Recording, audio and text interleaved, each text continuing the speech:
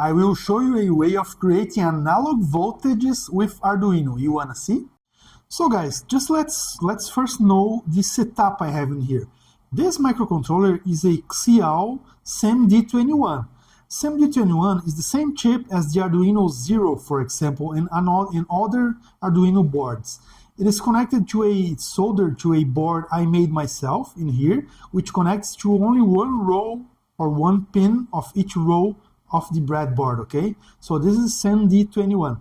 There's a potentiometer in here connected to pin A2 or analog 2.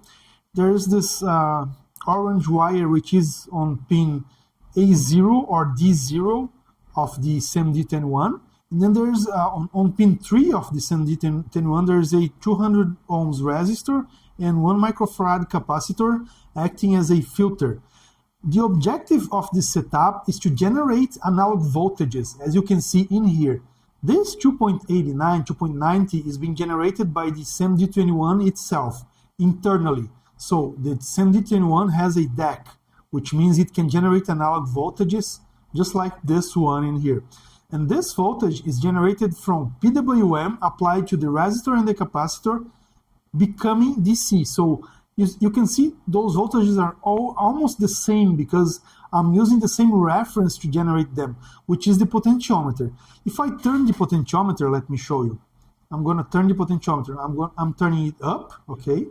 3.18, 19, 3.21. Now I'm going to turn the potentiometer down, okay? Let's go down. For example, 202, 206. So I have the same reference, which is the potentiometer, and I have two ways of generating voltage, from the DAC, or the internal circuit of the SEMD21, and from a PWM output. This, guys, this is the Arduino IDE. This is the code I made. It's very simple, okay? So every 500 milliseconds, I enter this function. I read the analog input pin, which is pin A2, okay? And then save the information in raw analog. And then I analog write both the output DAC and the output PWM raw analog. So you can see the same raw analog value is going to the DAC and the PWM, okay? And I'm generating voltage, a similar voltage from both of them.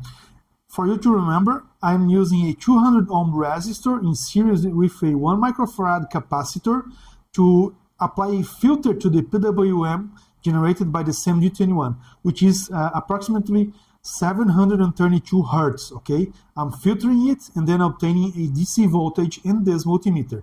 If you want to have more information about this setup, and if you want to have more information about how to obtain analog voltages from microcontrollers, go to fritzenlab.net. Again, fritzenlab.net. See you guys in the next few videos.